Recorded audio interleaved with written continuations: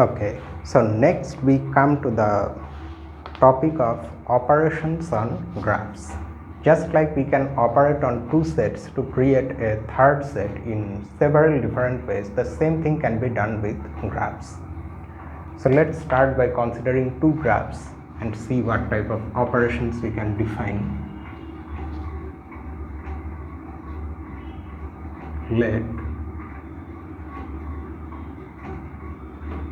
G equal to V comma E and G prime equal to V prime comma E prime be two graphs.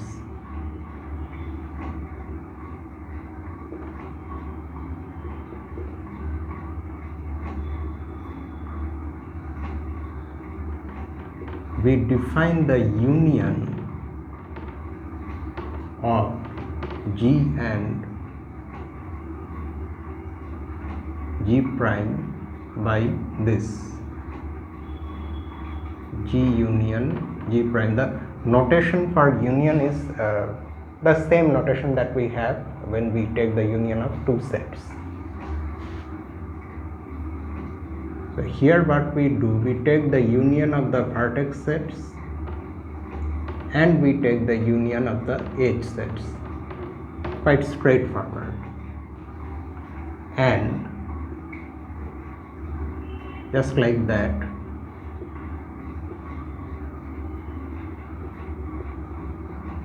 the intersection of G and G prime by a similar formula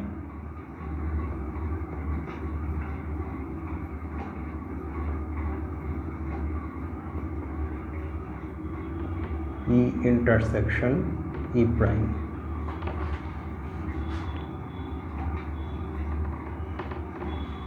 The graphs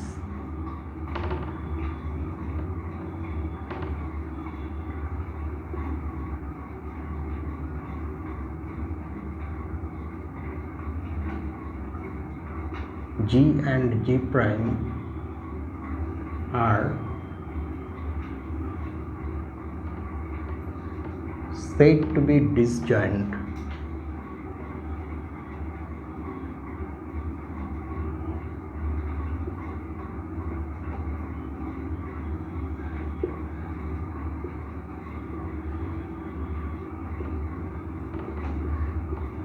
if their intersection is the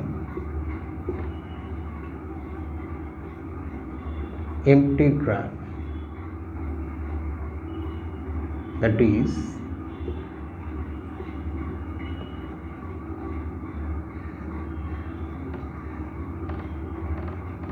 if this is the empty graph. Okay, now to illustrate these definitions, we of course have these examples where you can see we have two graphs G and G prime. The first graph has the vertex set consisting of these vertices 1, 2, 3, 4 and 5, and the second one has these four vertices 3, 4, 5 and 6. So this is their union, where we have taken the union of the vertex sets, that means 1, 2, 3, 4, 5, 6, and also the union of the edge sets, that means all the edges that are there in G, they will appear, and along with that the edges that are in G prime, they will also appear. If there is a common edge, that of course will appear only once because we are taking union. So here we can see that 3, 5 is the only common edge, and in fact let's just look at the vertex sets. V is 1, 2, 3, 4, 5. There is no need to write E. V prime is 3, 4, 5, 6. So 3, 5 is the only common edge, and the common vertices are 3, 4 and 5. which are present in both the graphs. And we can see in the first graph 4 and 5 are adjacent, that is they are connected to each other by an edge, and 3 and 5 form an edge. However, here 4 and 5 do not form an edge, so that's why 3, 5 is the only common edge. And along with that, of course, the other edges have also appeared. So this is the union of G and G prime. What about the intersection? For the intersection, we take first of all the intersection of the vertex sets. There are 3 common vertices, 3, 4 and 5. So we have drawn them, and only one common edge, as we have said just now, 3, 5. So that has appeared here. In the first graph, 4 and 5 form an edge. However, that is not the case in the second graph. So that edge will not appear here. Just like that, 3 and 4 form an edge in the second graph, but they do not form an edge in the first graph. So that edge also will not appear here. Only the common edge will appear here, which in this case is only one edge, namely the edge 3, 5. So this is the intersection. Okay, fine. And we will say that the graphs are disjoint if their intersection is the empty graph. What does it mean? Note that according to our definition, the empty graph is the graph whose vertex set is empty and edge set is also empty.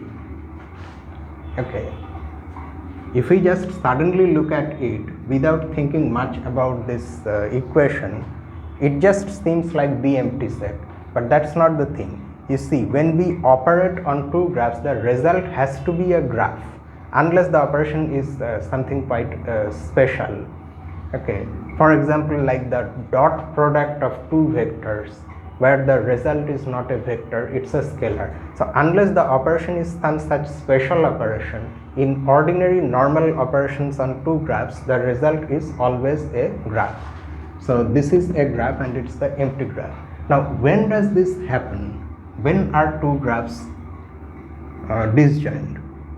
It is precisely when their vertex sets are disjoint. Because if the vertex sets are not disjoint, then there will be at least one common vertex, so that will appear in the intersection. So the intersection by definition cannot be empty, because the vertex set of the intersection will be this, which will be non-empty. I mean, in that case where they are not disjoint. Okay, so this happens if and only if this happens. Now looking at these definitions of union and intersection, you can see that they look quite straightforward. They are straightforward, but there are some issues with this definition. Recall that according to our definition of a graph is a pair of sets where the second set, which we are calling the edge set, has to be a set of two element subsets of the first set, that is the vertex set. This is one condition. The other condition is that, which is one extra assumption we are making, is that the vertex and edge sets should be disjoint with each other. Now according to our definition, these two should be graphs after all. So are these conditions true for this? Let us see. Let's first look at the second one, intersection. So here what we have to first verify is this, that this is a set of two element subsets of V intersection V prime. Let's first verify this. Let us take any element here. Now any element here is actually, how will an element look like? In E we have elements which are two element subsets of V because of this relation E prime. In E prime we just like that we have elements which are two element subsets of V prime because of that other relation.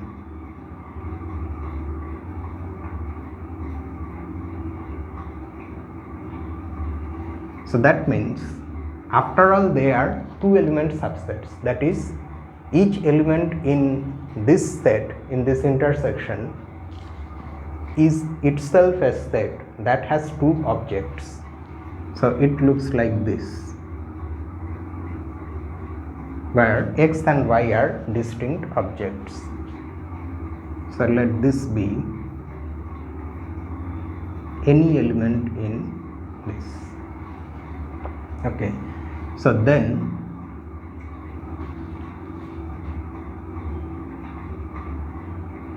this will be an element in E, and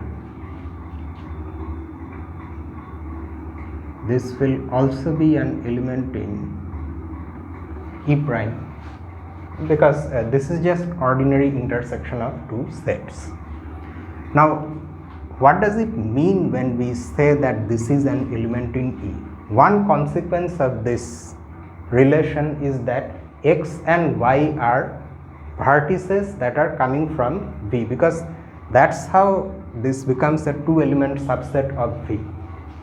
So that means this implies x and y belong to V, and just like that, from this second relation x and y belong to V prime.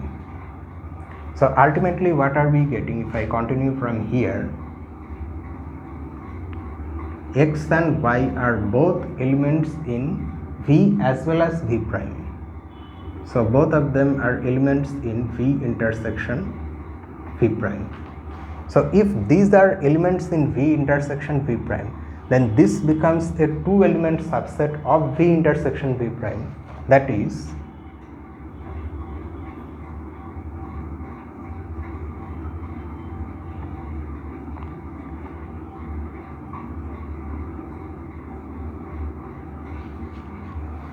so that means this is actually contained in this. So fine, that relation we have verified. Now what about this one?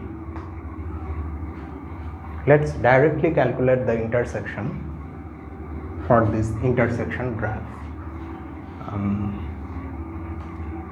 Let us do that here itself. No, let's do it here.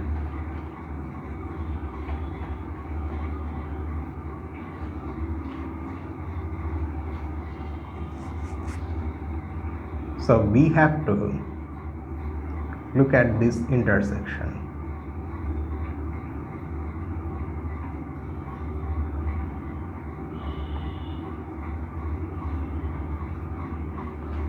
Now since all the operations are intersections, so we can do whatever we want with these sets, I mean in terms of their arrangement. So we conveniently write this as this intersection.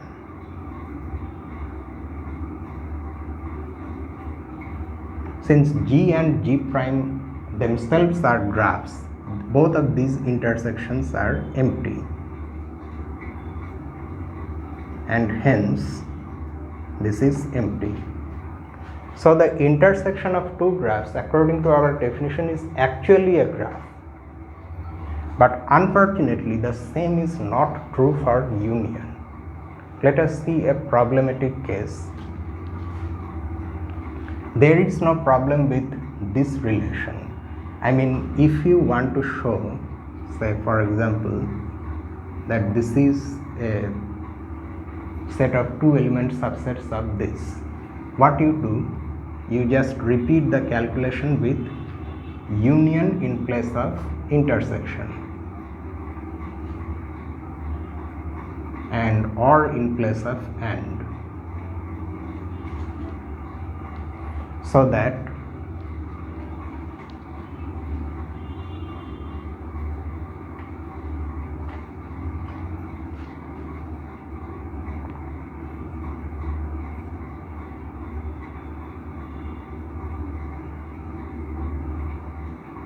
and hence this will be a two element subset of V union V prime, and that's why this will be contained in this. However, the second condition is problematic. So for that, let's see one example.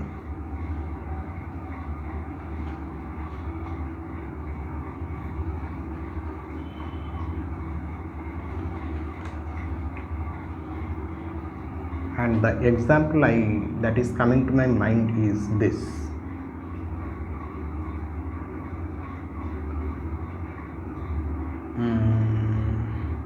Okay, I have to be quite careful about so suppose 1 2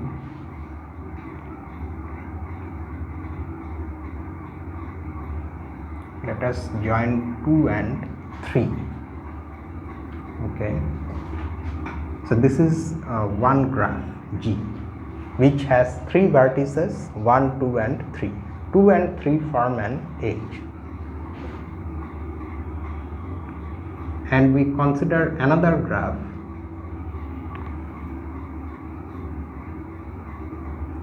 whose first vertex is the set 2, 3. Keep in mind that it's not just if we just strictly look at the definition of a graph,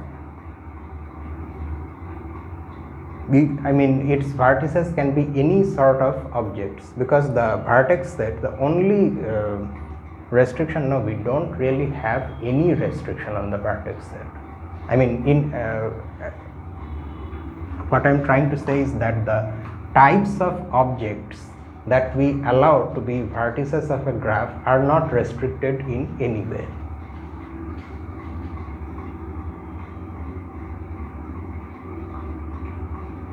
And say this is G prime.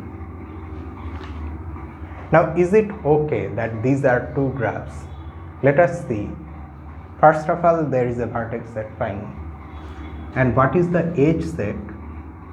The edge set is this. For the first graph, that is E is this. It has only one edge, and let's write all the sets 1 2 3. What about V prime?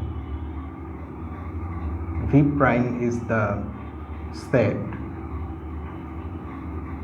2, 3, 2, 3, and E prime is the set, I should not write it here, let me write it here. E prime is the set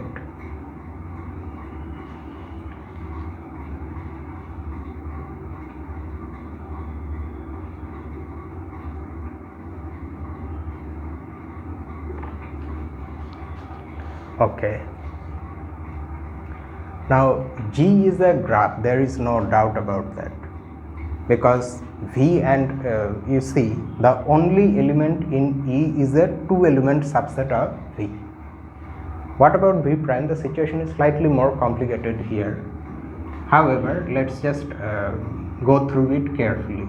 It has this vertex set where one of the vertices itself is a set, fine, that is also an object, and joining that and 2 we have got an edge. So this element is a two element subset of V prime, and also there is nothing common between V prime and E prime. Just like V and E are disjoint, V prime and E prime are also disjoint, because the only element in E prime is this set, which clearly is not contained in V prime as an element. So that's why both G and G prime are graphs. Now if we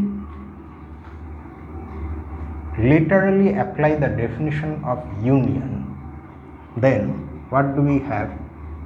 For the union we will have 4 vertices, 1, 2, 3 and 2, 3. So in the first graph 2 and 3 are adjacent. In the second graph these 2 are adjacent. Adjacent I am saying, no, I think we have not yet defined what adjacent means. Have we? I can't remember. I think we have. Anyway, adjacent vertices are vertices which are which form an edge. So from the second graph G prime, this edge is coming. So according to the definition of union, this is the union, okay, of G and G prime. Just simply applying the definition we get this graph. But if we look at its vertex set, we note that 2, 3 is a vertex in this union, because it was there in the second graph, so it continues to be a vertex in the union. However, at the same time 2, 3 is also an edge in this graph. So in the union, the vertex set and edge set are actually not disjoint. So this does not necessarily give us a graph in the sense of this book. So what to do? One thing that comes to mind is that you may have noticed that this 2, 3 has been chosen carefully to disrupt the situation, as if we are artificially creating a situation where problem will occur. But the unfortunate thing is that the definition allows this to happen. So what to do? One thing one can do is that, well, I should not wrap this up. Let's just keep this as it is. We have already seen what isomorphic graphs are. Okay, so in place of this graph, one can consider an isomorphic graph that looks like this.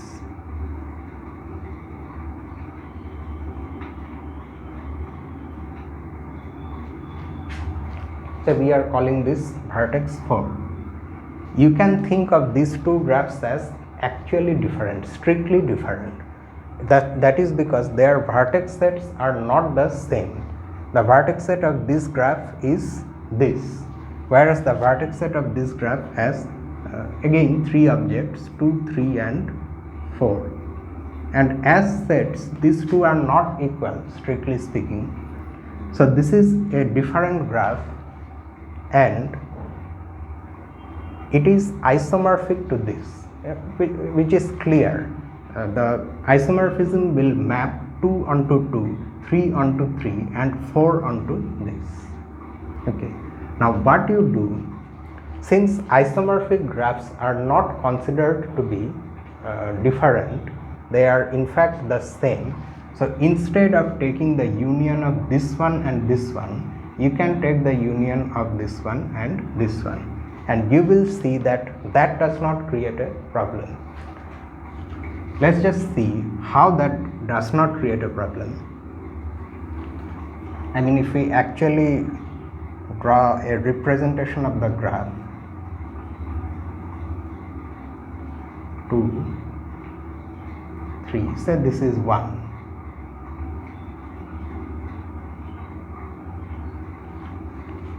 So in this case the vertex set is 1, 2, 3, 4 and the edge set has 2 elements,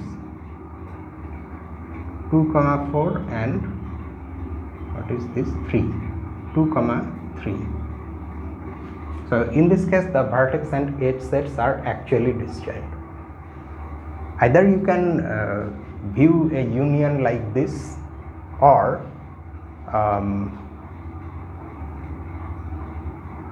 if you still insist on using that thing, because strictly speaking, although you have taken the union of G with with a graph that is isomorphic to that graph, but it's strictly not equal, then you have to abandon the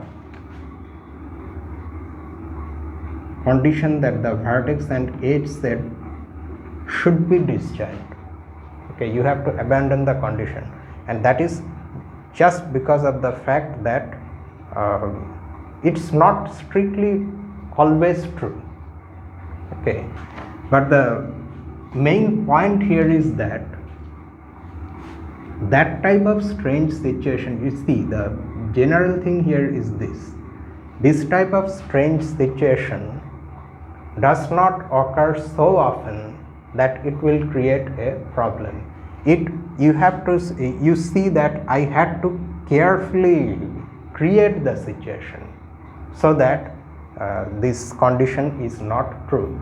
In most of the cases, I mean in almost all of the cases where we will have to take the union of two graphs, the resulting graph is actually, it will be a graph. Okay, so without bothering too much about this situation, we move forward. We just assume that since in most of the cases union is actually a graph, so we just let it be like this.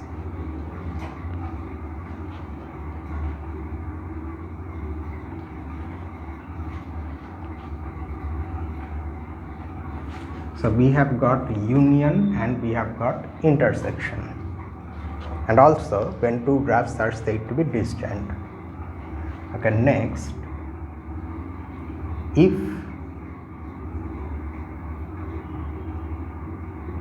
say we still have these two graphs, if V prime is a subset of V and E prime is a subset of E, then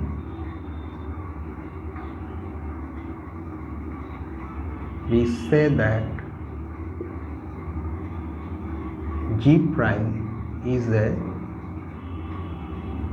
subgraph of G, and in the same case G is a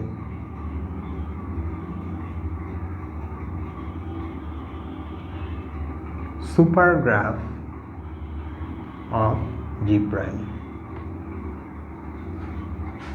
So it's just like a subset superset, that relation.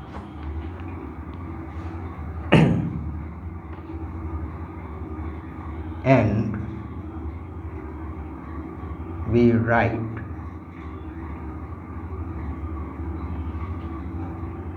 this to denote the fact that G prime is a subgraph of G, or the same thing, G is a supergraph of G prime. If G prime is a subgraph of G and G prime is not equal to G,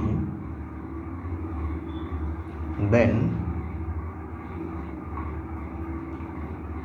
G prime is called a proper subgraph of G. So union and intersection we have already seen. What about the difference? Okay, let me just do one thing. Let me wrap this part up. Let me keep the difference and the two graphs.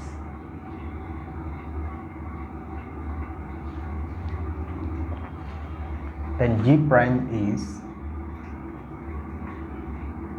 called a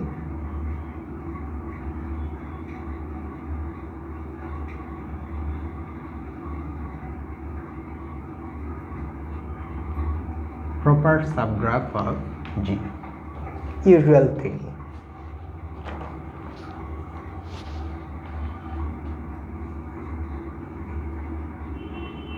If G prime is a subgraph of G and G prime contains all the edges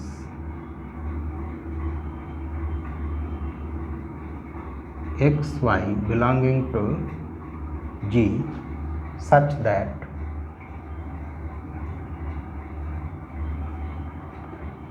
x and y are in G prime, or in other words are vertices in G prime, that is they are vertices in V prime, then G prime is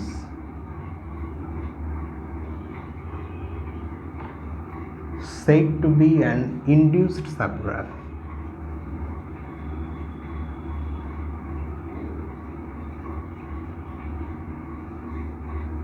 of G. To see what an induced subgraph is, let's take one example.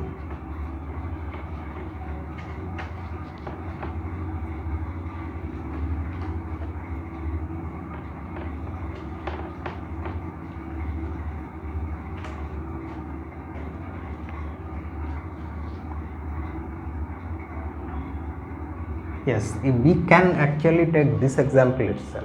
Say this is our G, and for G prime, because we need G prime to be, we want it to be a subgraph of G. So let us take G prime like this.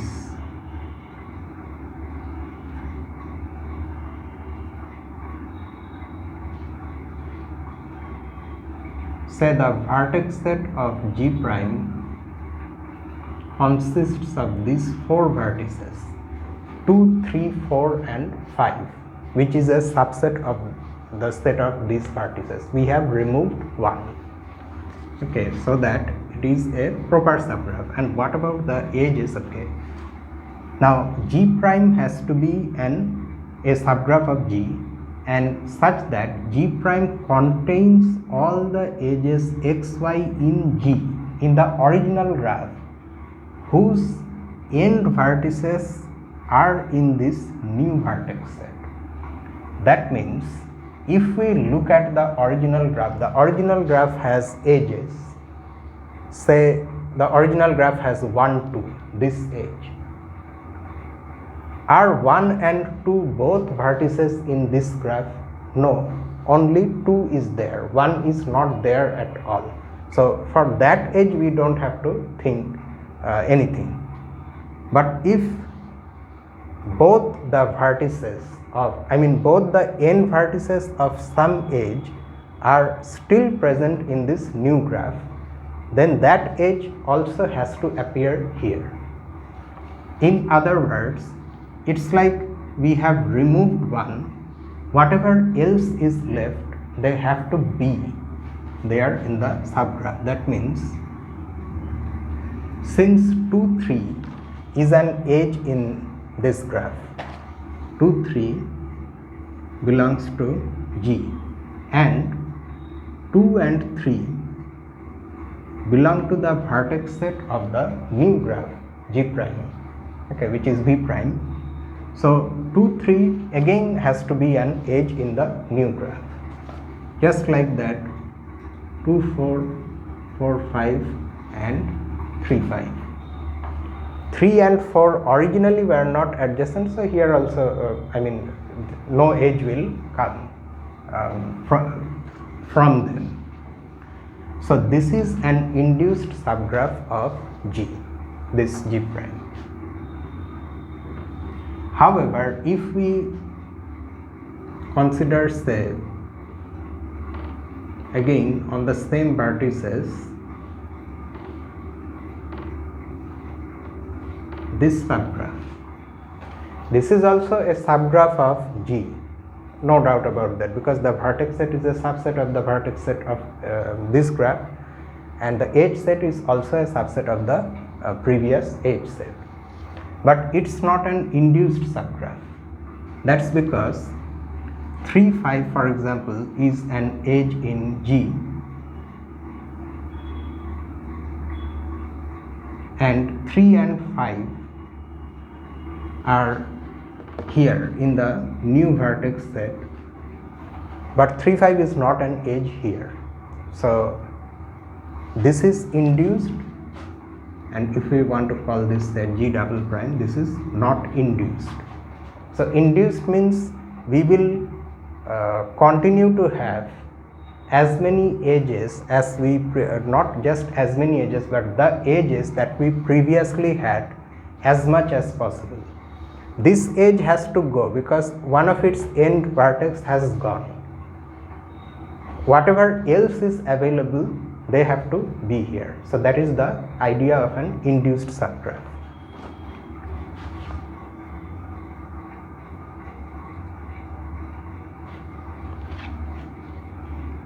In this case,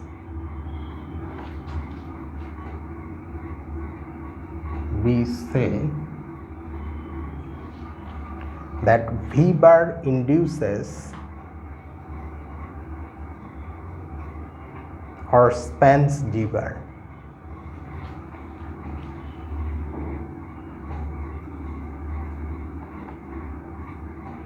V bar, the new vertex set, induces or spans the subgraph G bar in the original graph G.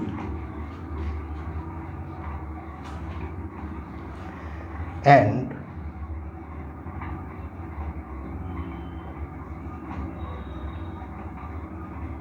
we also denote G bar by this symbol G V bar. That means here the edge set is excuse me, determined by the vertex set, because there is a condition to have as many edges as possible. So the vertex set, new vertex set itself is determining the subgraph G prime. So that's why we can define a notation like this. It is the subgraph spanned by V prime or induced by V prime in G. That is, the meaning of this notation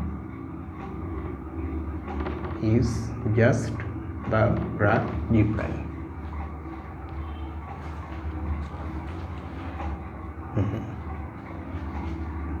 Thus, if U, which is a subset of the vertex set of the original graph, is a set of vertices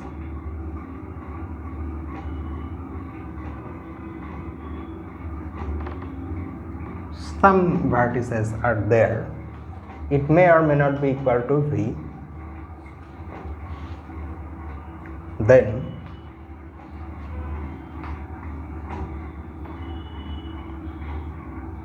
GU denotes the graph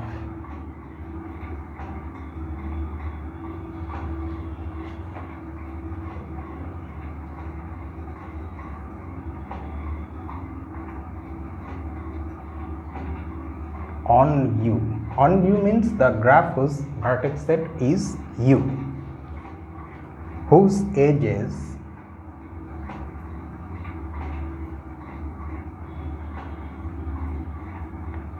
are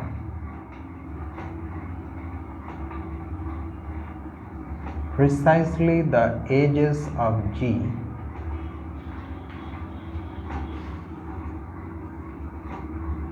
with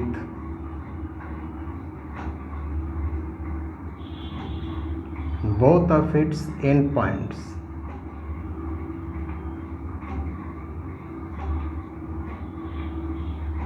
in U.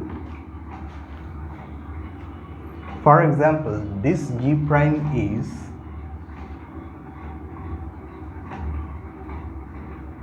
G 2 3 4 5.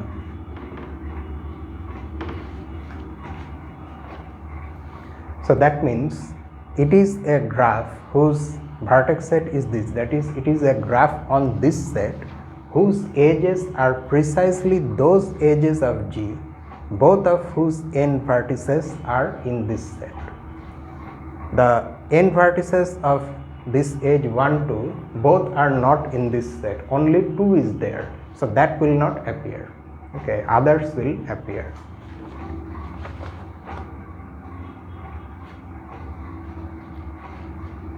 If H is a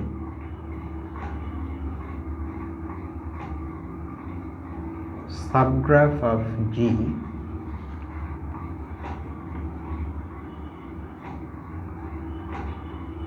not necessarily induced, then that is H is say like this G double prime. H may be an induced subgraph, may not be an induced subgraph. H is just any subgraph of a graph G. Then it's just a matter of simplifying notation. We abbreviate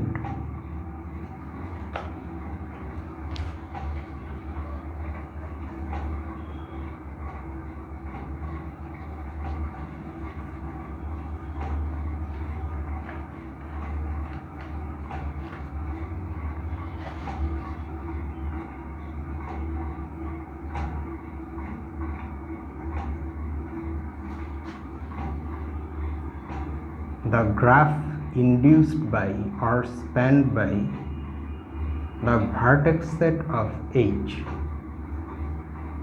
to this simpler notation. What are we saying here? Here we are saying that say this is H and this is G.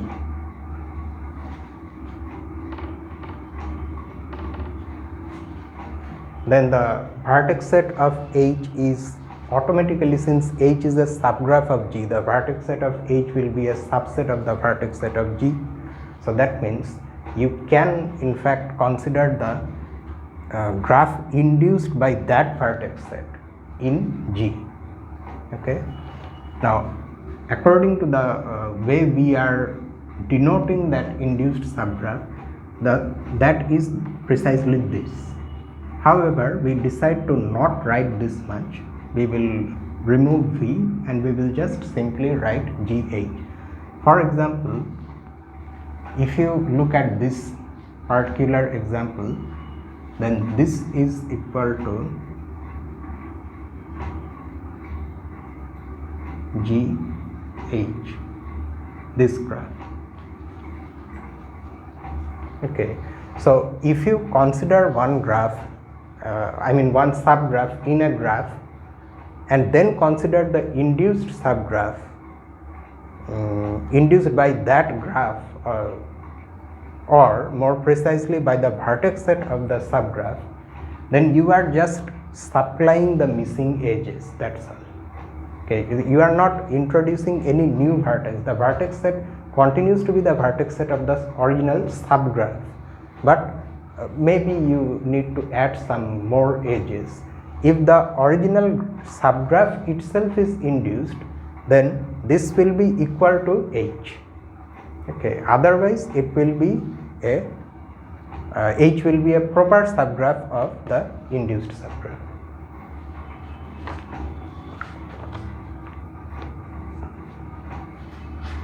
Finally,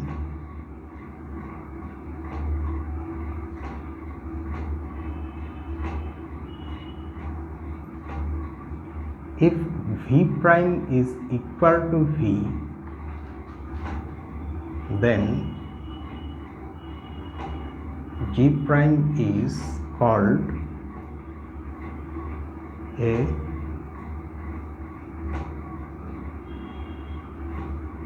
spanning subgraph of G.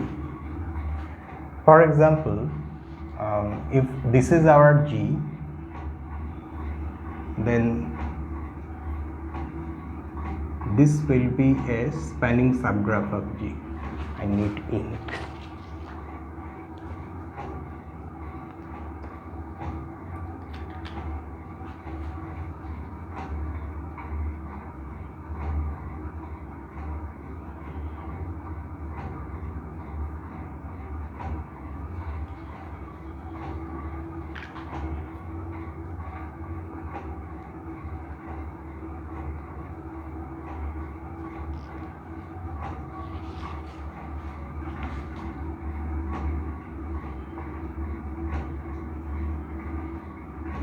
One,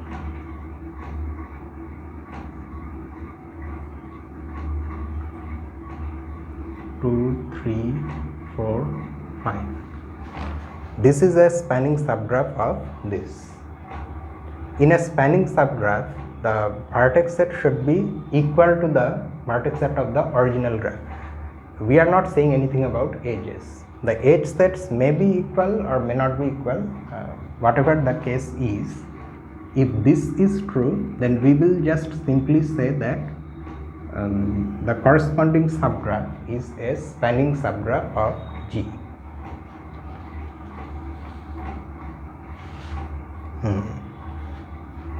Okay, now we come to the question of subtracting and adding edges and vertices in a graph or from a graph. So that thing we are now coming to that part. If U is any set of vertices in some graph, usually in G,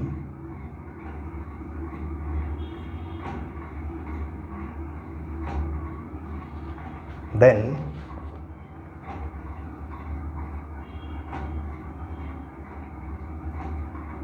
by G minus U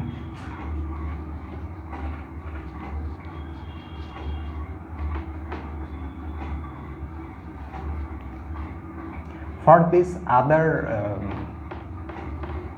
concepts of subgraph, spanning subgraph, induced subgraph, the conditions that they are actually graphs, you can assume it to either be true, or in any case where that sort of problem appears that we encountered in union, you just have to assume that it's a situation which occurs so rarely that it's almost non-existent. So okay, so now we have a set of vertices in G. That means U is a subset of the vertex set phi of G. Then by G minus U we mean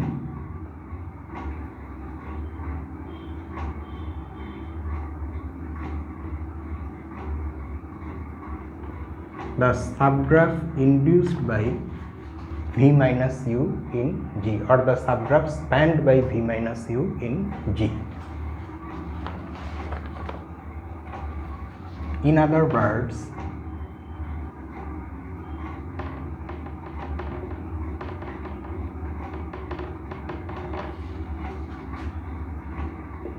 G minus U is obtained from G by removing all the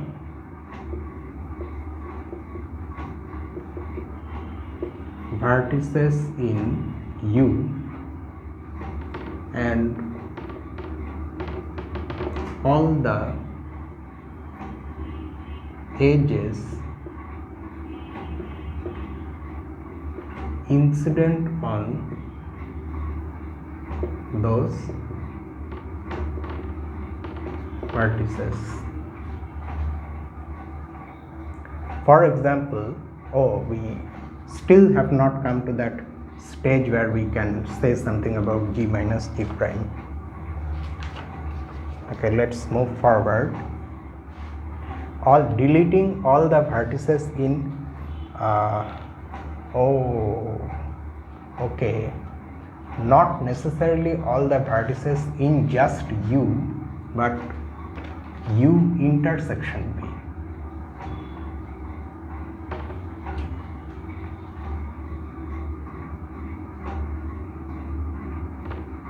and all the edges incident on those vertices. So that means this U is not necessarily a subset of V. It is any set of vertices which may or may not have some intersection with V. Okay, it may come from outside also. So in any case, what we do, since we are taking the difference of V minus U, we are removing the vertices from V that are common to U, and also all the edges incident on those vertices, because if we are removing some vertex and some edge is incident with it, then it also has to be removed. It cannot remain in the resulting graph, because if it remains, then it will be an edge with only one endpoint, and clearly that is not an edge, so they also have to be removed.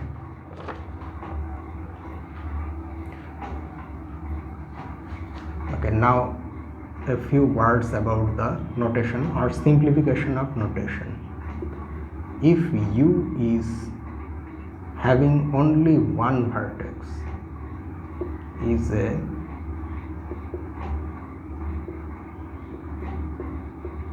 singleton set, we write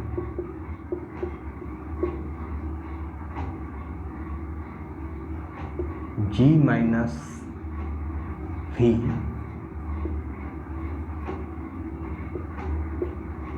instead of this.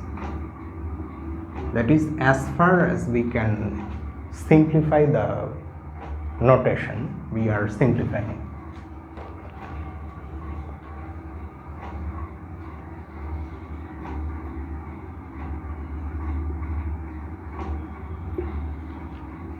Instead of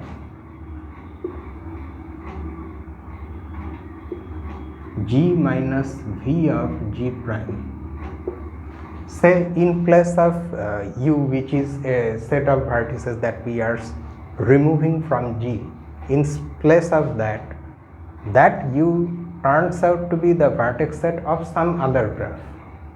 It may happen, because after all we need a set of vertices. So if this is the case, that in place of U we have V of G prime, then instead of this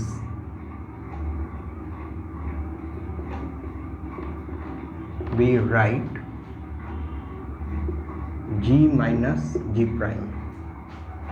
Okay, so that means to perform this operation, you have to first see the vertices that are common to both G and G prime. You remove the common vertices from the vertices of G and all the edges incident on those vertices. Whatever is you are left with, that is G minus G prime. Let us now see how this is G minus G prime in this example. What are the common vertices? 3, 4 and 5. So that means from G we have removed 3, 4 and 5. So if you look at the diagram for G, 1, 2, 3, 4, 5. So we are removing 3, 4 and 5. So 4 is gone, 3 is gone, and 5 is also gone. And all the edges that are incident on those vertices, the edges incident with 4, incident on 4 are this edge and this edge. The edges incident on 3 are this edge and this edge. So we are left with this.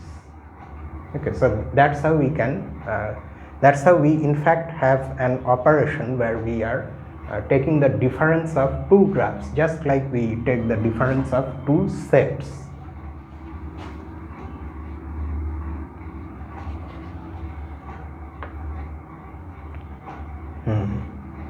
And just like this, I mean, like we can remove objects from a graph, we can add extra objects also.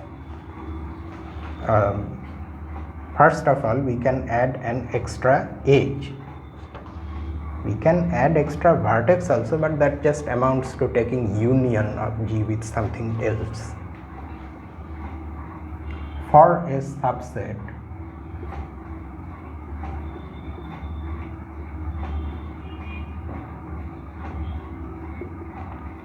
f of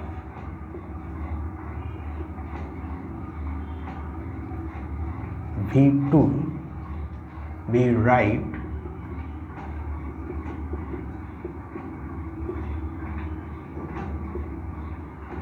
G minus F, and by that we mean the graph whose vertex set is the same set V, but edge set is E minus F. Note that unlike the case of removing a vertex set from a graph, if we remove some edge set, not the edge set of the graph but some set of edges from the graph, then for that you don't have to care for which edges are incident on which vertex, because we are not removing vertices, we are just removing edges, or we are just cutting adjacency, or we are severing the links between two vertices. After you sever a link, after you break it so that the link is no longer there, the vertices remain. It's not a problem for vertices to remain. Edges cannot remain without n vertices. Okay, so you can just simply subtract the f set of edges from the edge set E of the graph. So that is denoted by G minus F, and just like that, G plus F is defined to be the graph whose vertex set is V and whose edge set is all the edges that it originally has, G originally had, along with possibly new edges brought in by F.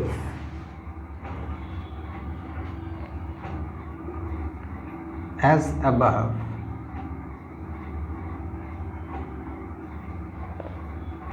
G minus E and G plus E, where E is an edge in this. Okay, where that means it's a two element that E, not this singleton set. The element E is a two element subset of this V, are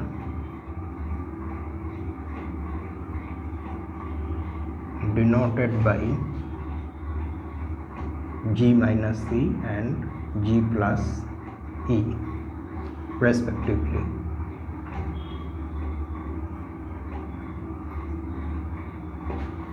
Okay, so there is the simplification of notation. So that means we can remove an edge or add an edge to a graph. We call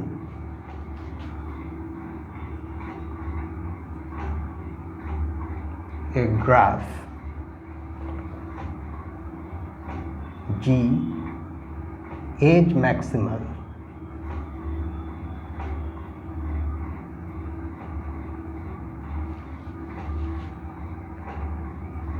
with a given graph property.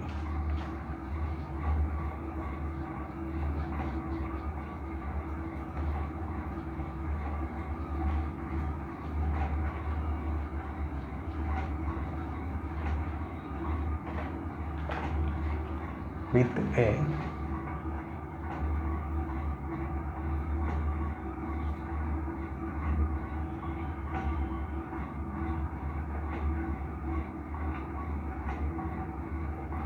given graph property if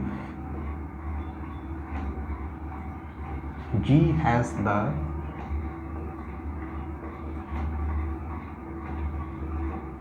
property but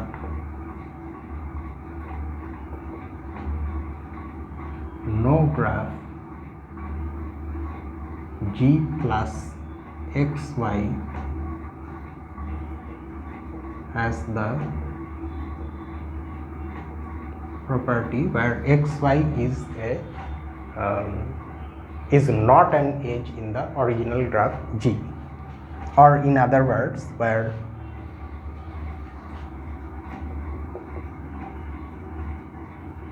x and x comma y are non-adjacent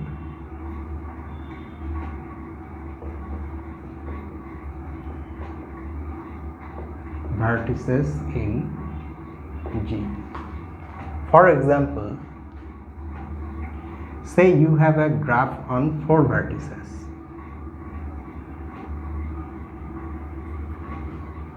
Okay. And the property that this graph has is that no 2 vertices are adjacent.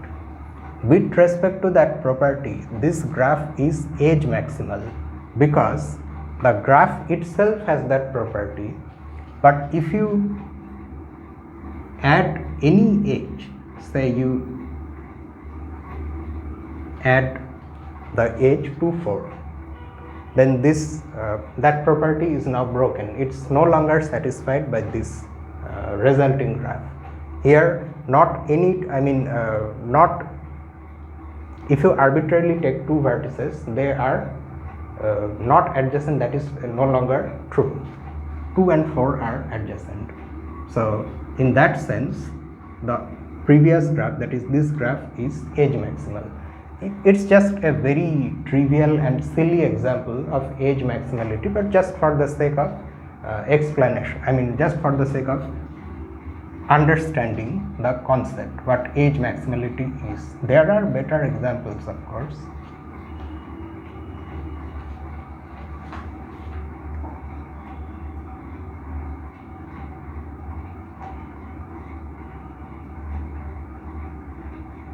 I think we can think of one example. Yes, let's just look at this graph.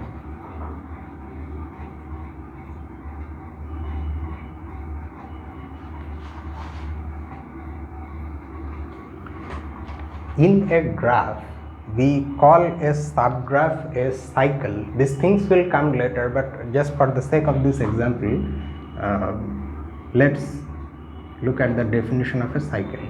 In a graph, a subgraph is called a cycle if it looks like this.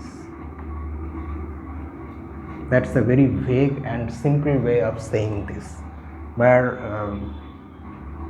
there are a number of vertices and they are adjacent in this cyclic form of arrangement, where actually the definition is this: say x1, x2, etc., x, and these are some vertices in a graph, such that x1, x2 is an edge, x2, x3 is an edge, all the way like this up to xn minus 1 xn, that is also an edge, and xn, x1 is an edge.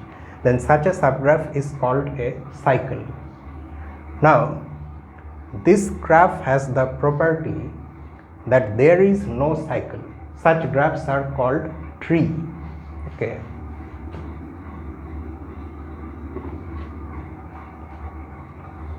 And it is edge maximal with respect to that property, because if you introduce just one more edge anywhere, there are 3 edges that can be introduced, either this one or this one or this one. Say you add this one, then you have got a cycle. Okay, it's no longer a tree. So with respect to the property of being a tree, this is edge maximal. I think now you can understand it much better.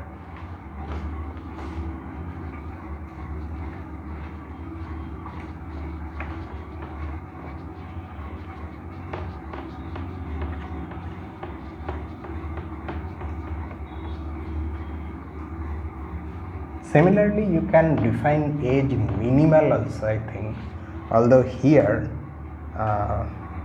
Yeah, more generally they have said something. More generally, we can call a graph minimal or maximal.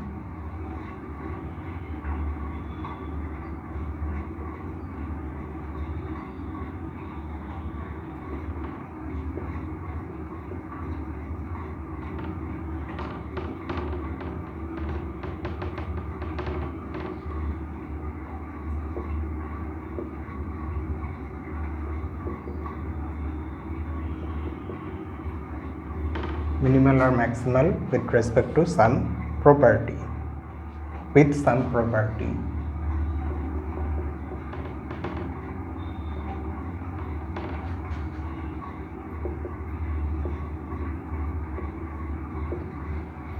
But we have not specified any particular ordering.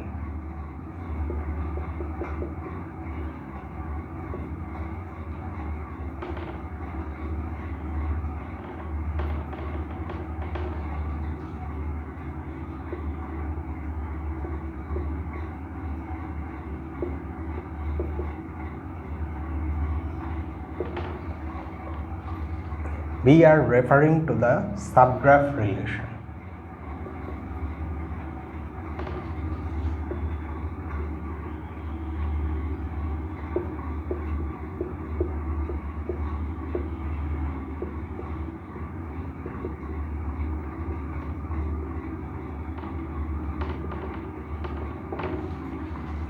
Maximal, minimal with respect to what? I mean, how do you decide which one is greater than which one? So that relation, that order relation, that partial order relation is the subgraph relation. Okay. For example, when we say that this graph is maximal with respect to being a tree, I mean, of course, when we are saying edge maximal, then that means introducing another edge breaks the property. But if we are not saying anything like that, if we are just simply saying that it's maximal, then we have to understand that the order relation we are using, that is, but we have not specified any particular ordering, we are referring to the subgraph relation. Okay, with respect to that relation, maximality or minimality is being spoken of. When we speak of minimal or maximal sets of vertices or edges, yes.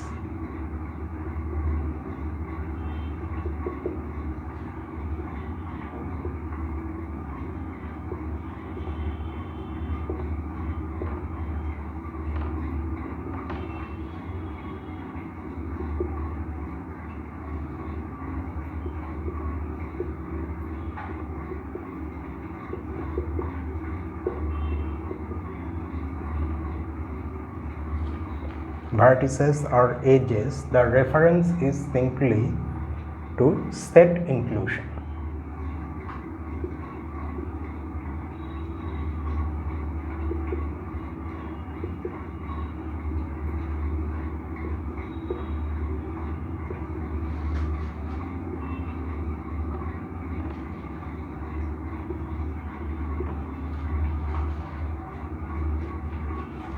For example, in a graph, say you say that the graph has the property, a graph has the property that three vertices can be found which are mutually adjacent. In other words, which form a cycle like this, okay, where any two vertices are adjacent. Then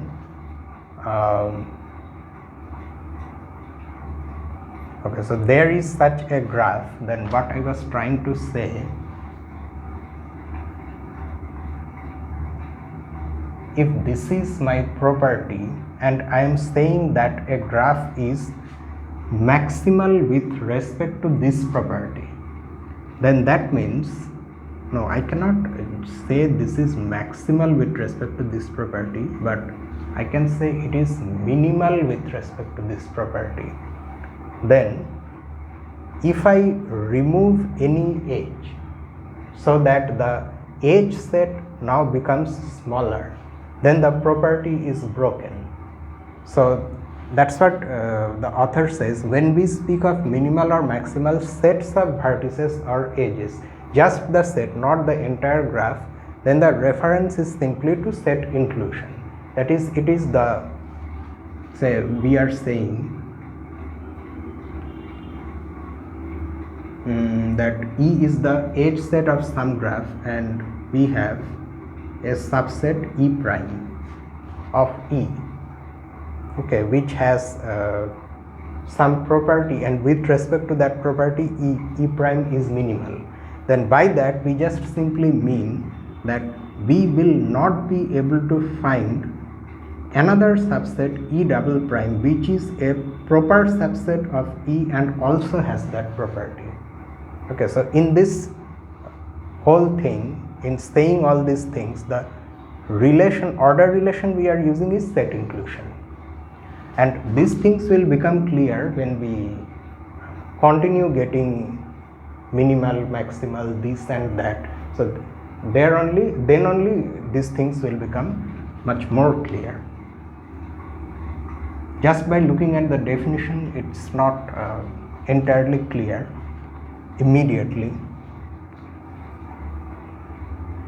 Okay, now here is another operation. If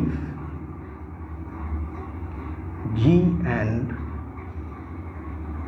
G prime are disjoint graphs,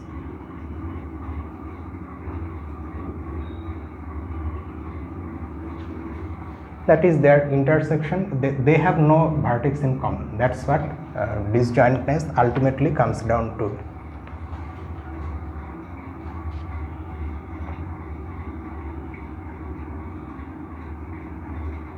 We define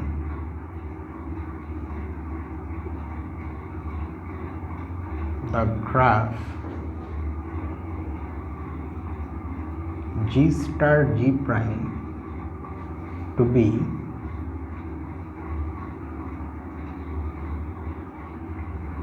the graph obtained from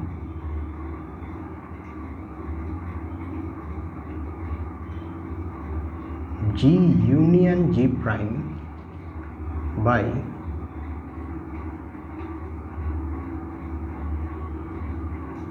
joining all the vertices of G to all the vertices of G prime.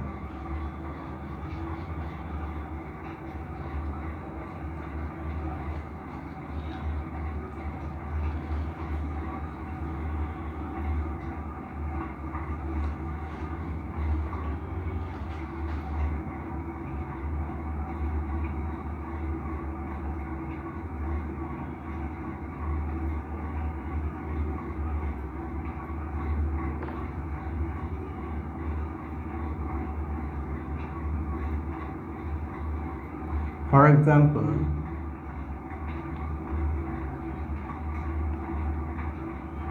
if you use this operation and operate on K2 and K3, then you get a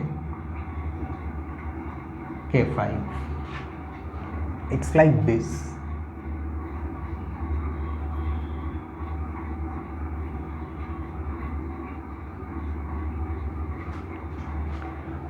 Let me use the ruler.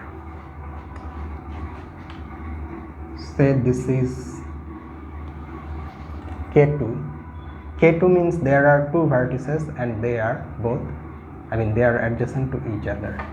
K3 means there are three vertices which we conveniently call 3, 4 and 5.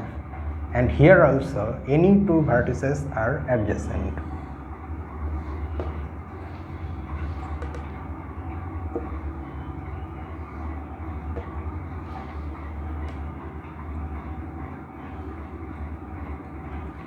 Then taking the star of these two graphs, so this is K2 and this is K3.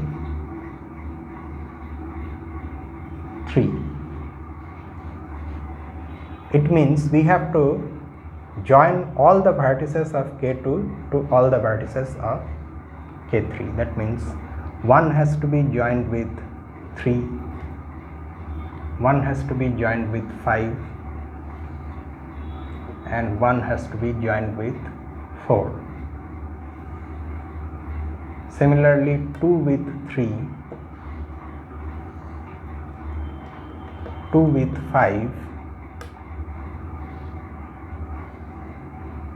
and 2 with 4. So this gives us a K5,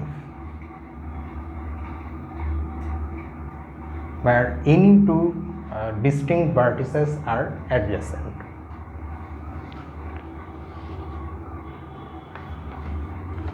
And finally, the complement of a graph.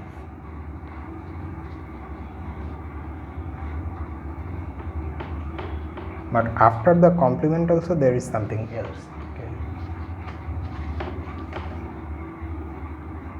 In this section at least.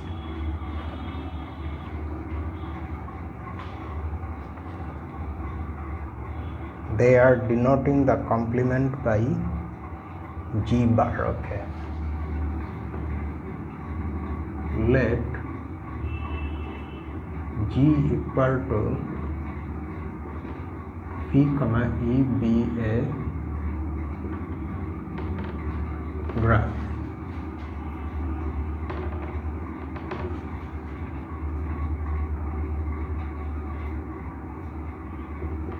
The complement of G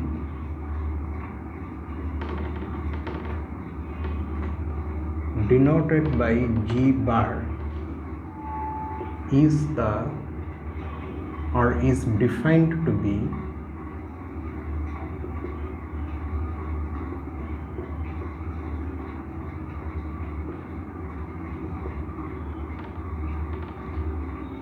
with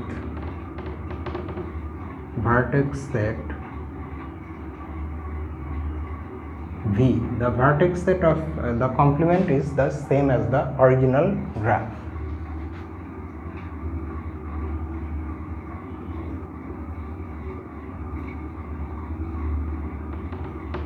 And the edge set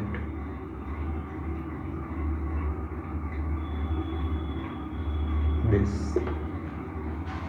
That means the complement of a graph is obtained by removing all the vertices, all the edges that the original graph has, and joining those points that were originally not adjacent in the new graph. A better way of saying, I think whatever I said is not that much clear. A better way of saying it is this: two vertices in G are adjacent, or rather I should say like this: two vertices in V are adjacent in the complement if and only if they are not adjacent in G. So that means we will remove all the edges that are there in G and bring in all the edges that were originally not in G. Then we will get the complement of G. For example, let's just take one example. Let's take that graph itself, that original G. 1, 2, 3, 4, 5. Okay. So we remove these edges. 1, 2, 3, 4, 5. 1 and 2 were originally adjacent, so now they will not be adjacent. But 1, 3, 1, 4 and 1, 5 will be adjacent. 2 was adjacent to both 1, 3 and 4. So 2 will now not be adjacent to 1, 3 and 4. But 2 will be adjacent to 5 because that was not the case originally. 4 was adjacent to 2, so now it will not be adjacent. 4 was adjacent to 5, so now they will not be adjacent. 4 and 3 were not adjacent, so they will be adjacent now. 5 was adjacent to 4, that is not there. 5 was adjacent to 3, that is not there. 5 is now adjacent to 2 and 1.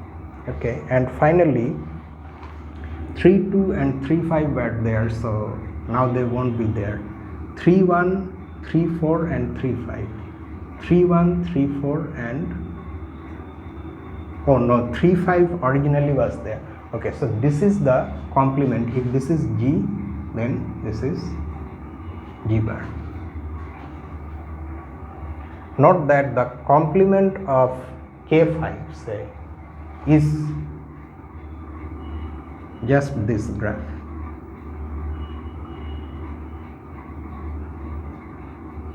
Where no vertex is adjacent to any other vertex, because originally all were adjacent to one another. And finally, the line graph of a graph.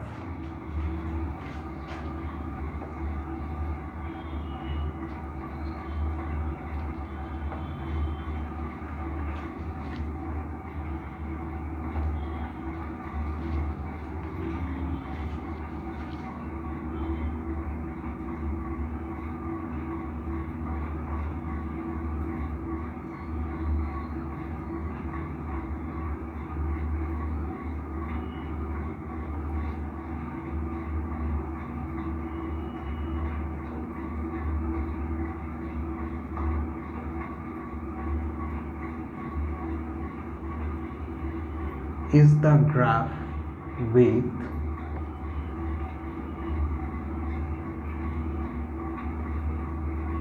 vertex set E.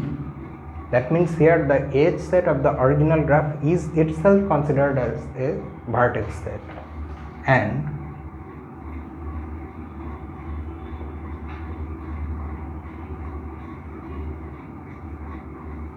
two distinct edges X and Y are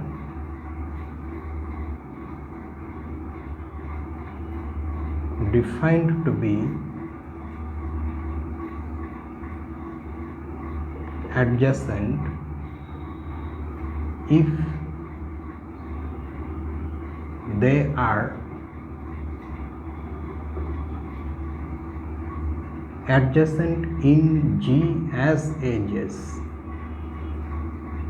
Recall that we have a notion of saying that two edges are adjacent or not adjacent. That thing is there. They are said to be adjacent if they have one vertex in common, otherwise they are said to be non-adjacent. So the line graph of, say, this graph, okay, its vertex set will consist of 5 objects. This edge 1 2, this edge set 2 3, then 3 5, 4 5 and 2 4. Okay, so let's just denote these things as vertices. So this is 1 2, 2 3, 3 5, 4 5 and 2 4. 1 2 and 2 3 are adjacent, so we join 1 2 and 2 3 because there is a common vertex. In G as edges they are adjacent, so in the line graph they will be adjacent as vertices. That is the definition of a line graph. Then 1 2 is not adjacent to any other, or no wait, 1 2 is adjacent to 2 3 as well as 2 4. So that means this, okay. The other two edges are not adjacent to 1 2. Okay, what about 2 4? 2 4 is already adjacent to 1 2. It's additionally it is adjacent to 4 5. Okay, so these are the only 3 edges no, not 3, yes, 3 edges, because 2 4 is adjacent to 1 2 4 5 and also 2 3.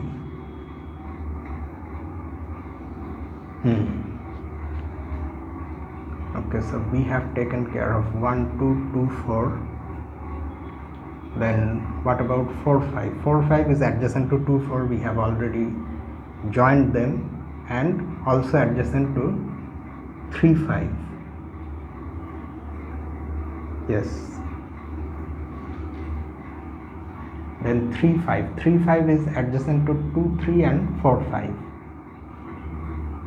2 3 and 4 5. And then 2 3. 2 3 is adjacent to 1 2 2 4 and 3 5. 1 2 2 4 and 3 5. So this is the line graph of G.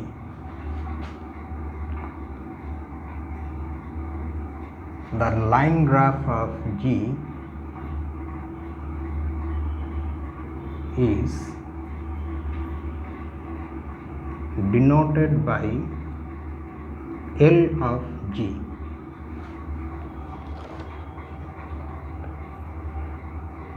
And here there is one example. Instead of drawing it, I'll just simply show you the example.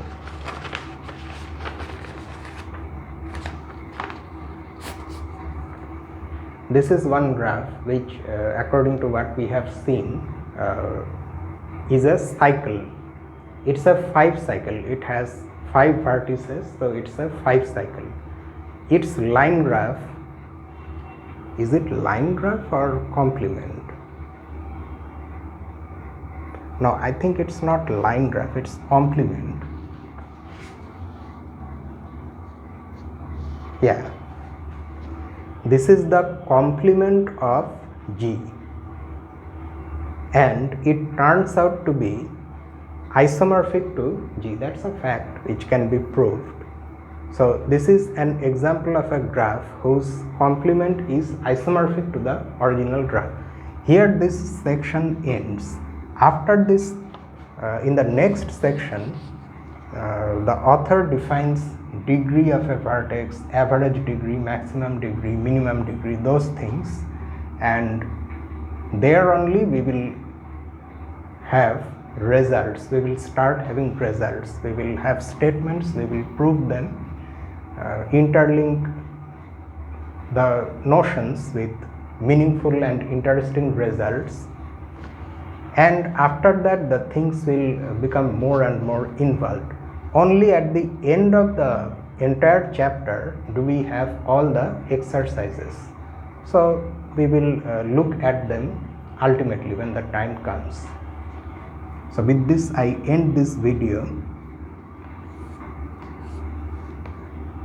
If you have any doubt, you can of course write in the comment section, and if you want me to send you something like explanation or some sort of document, some PDF file, then you can mail me here.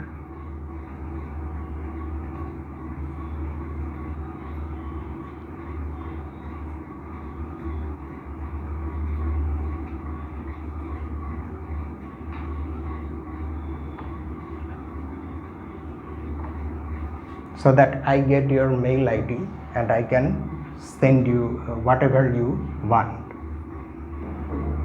That is because I can ask you to write your mail ID in the comment section itself, but you may not be willing to give it away publicly. So that's why you can instead send a mail here requesting for whatever you need, and then I will give it to you. Okay, so that will be all for graph theory today. If you are new here, please consider subscribing to my channel, A Mathematical Room. That helps a lot. So with that, I sign off for today. This is me, Lucifer. Have a nice night.